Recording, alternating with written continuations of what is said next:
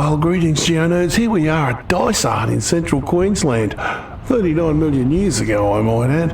And what we've got here is this massive amount of volcanism that put over 300 metres of olivine basalt onto this plain. And what we're looking at today is a remnant of that called Mount Lord's Table Mountain, Mount Lord's Table, whatever you want to call it. And it's going to be fun. I think we're going to look at a bit about the hotspots and how they formed that part of Queensland. So anyway, you know what I'm going to say. Let's rock!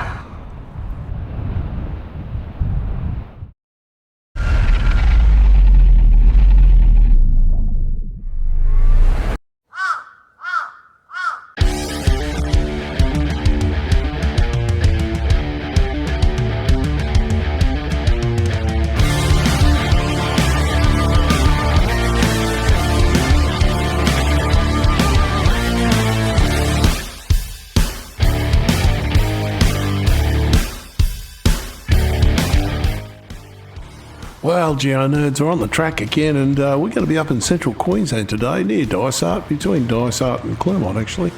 And what we're going to be doing is looking at the Lord's Table Mountain and also Anvil Peak. Same formation really. We're going to do a series of the peaks of this Cosgrove hotspot. So let's get into it.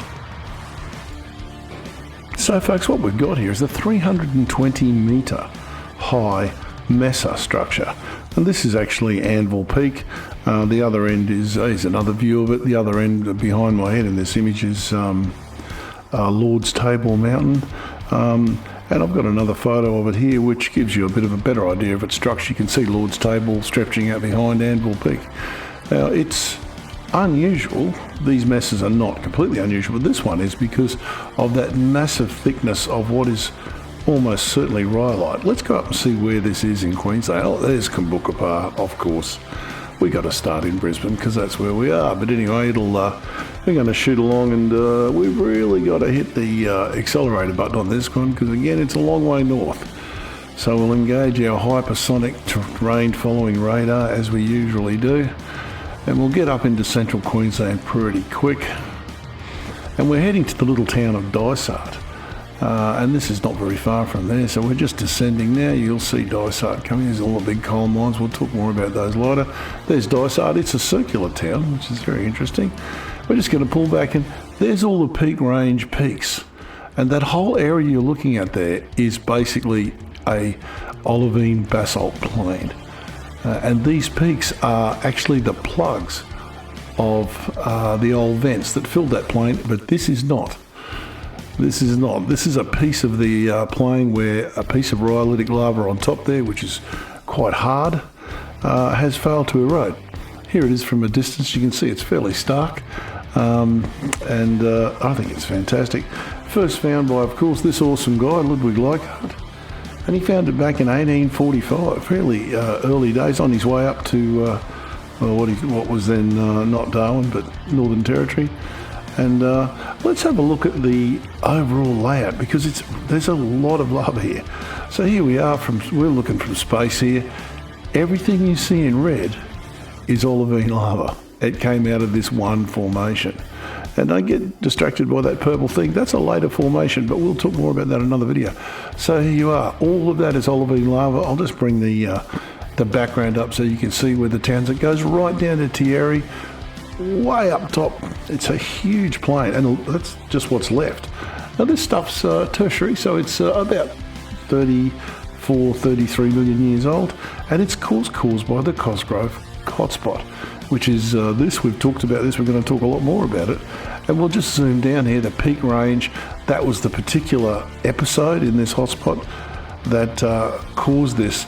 Now, these hotspots are a bit strange. One of the terms we're going to come up against is moho. And it's named after a Croatian seismologist. And it's the boundary between the Earth's crust and the mantle. That's it. Moho, you'll see it all the time. This is the thickness of the moho here in this thing. So you're talking in this area, it's only 50 kilometres thick. In the centre of Australia, it's 200 kilometres thick. So there is a big difference in the thickness of the Australian continental plate. It hangs down in the mantle like a big old tooth, or like an iceberg. Here we are. Here's all of the different volcanism on the east of Australia. We're going to look into a lot of this, but here we are here, the Peak Range, and this formation is part of the Peak Range. When mantle plumes form, we don't know why they form, but we know they're there. Convection cells form, up comes mantle, it burns away at the bottom of the crust like a blowtorch. And the mantle plume doesn't move, the crust moves. Australia has moved. We'll have a look at that in a minute.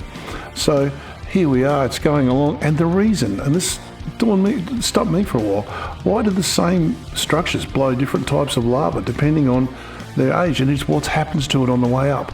This explains it.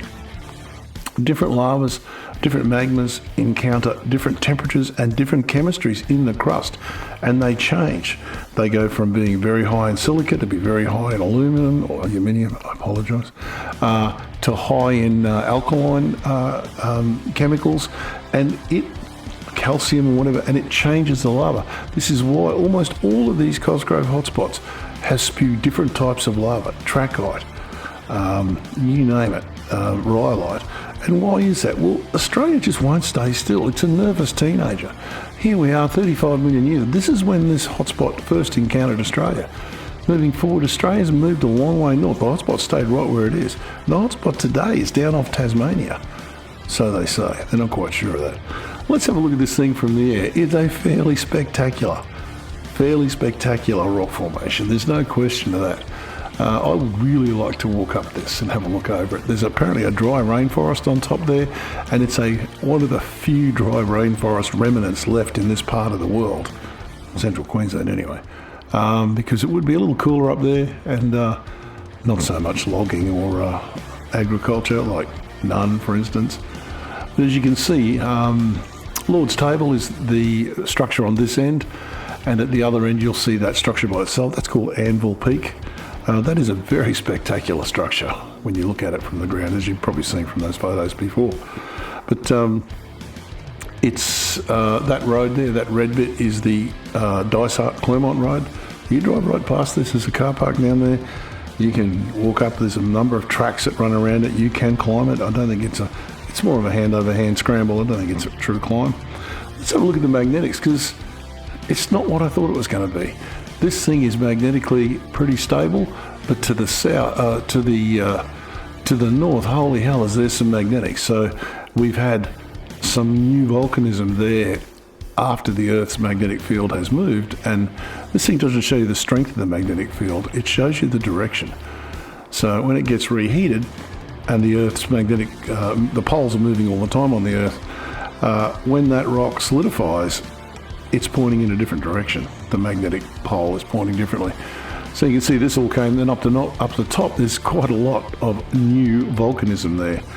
And I'm actually quite familiar with that formation. We're going to do a video on it because it's really interesting. It's quite a lot newer than you would use purple in this colour, the olivine basalt plain, and this thing just punched up through it not that long ago, only looks like about 16 million years ago.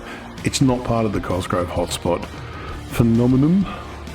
So anyway, that's a little fly around there, and let's have a look at this thing from a few other views. So that's just an awesome piece of photography, a nice drone shot from somebody, and you can see those cliffs, how absolutely stark they are. Here's T-Rocks in there. This is the new AI inserter for my GIMP program. Amazing stuff, and puts me in the picture. And here, another shot of it. This is just the Lord's Table, and you can see that rainforest there, just on the right side there, and you can see those cliffs. They are just amazing. Here's a shot of it from the road, from the west, I think, and from the east. You can see the extent of this thing. This is not a small hill, but the way that T-Rocks would like to see this is through the front windscreen of an R44, because frankly, I'm not into climate stuff. But anyway, if I have to. This guy flies from Dysart. Here's sunset shot.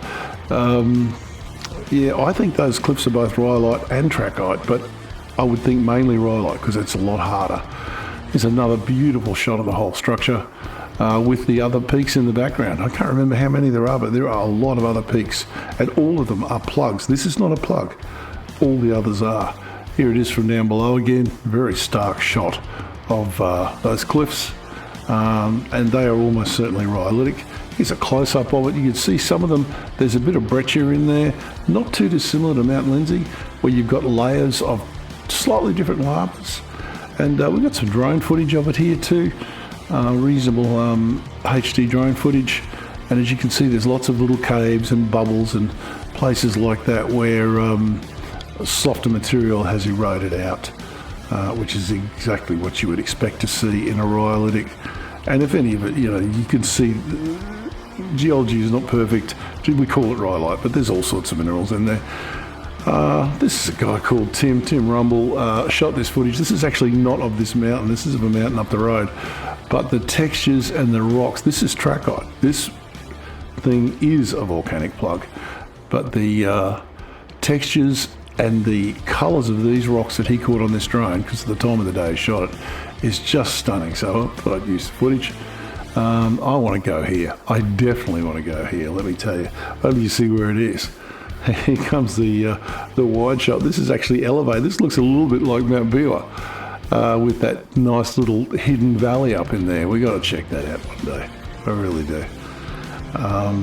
This is part of the Gemini Peaks.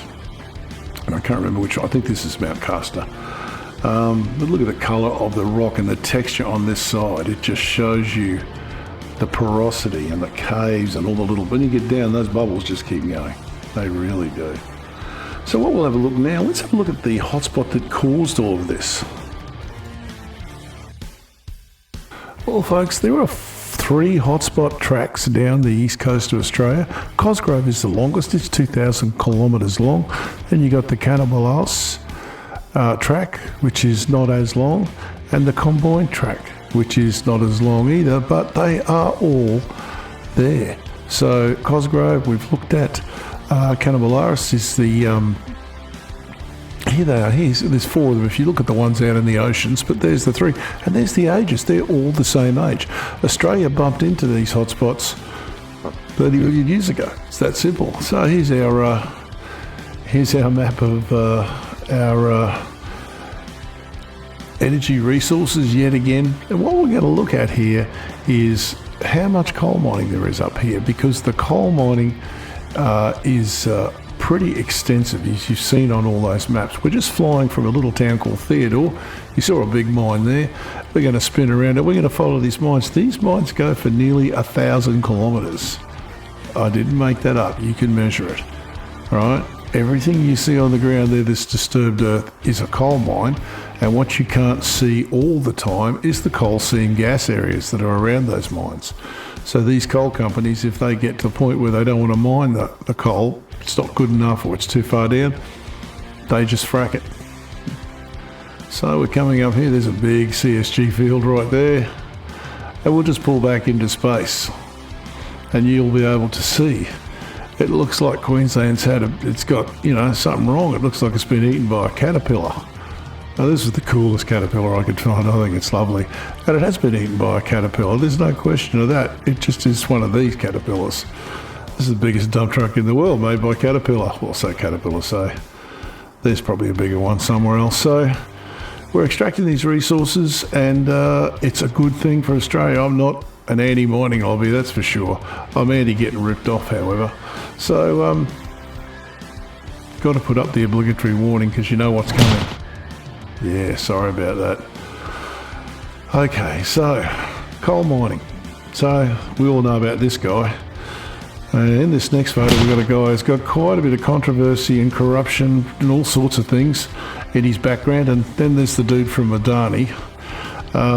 That was just a terrible deal. And this guy, well, we're negotiating in secret apparently, so, we don't really know how much we're paying them. And this is how much care she gives. I can guarantee you, we're undermining, we are absolutely subsidising these people. Well, there we go, folks. That video's getting too long. Let's turn around here. We'll do some more on this. We're going to do more. There's another peak I want to do out there. It's going to be great.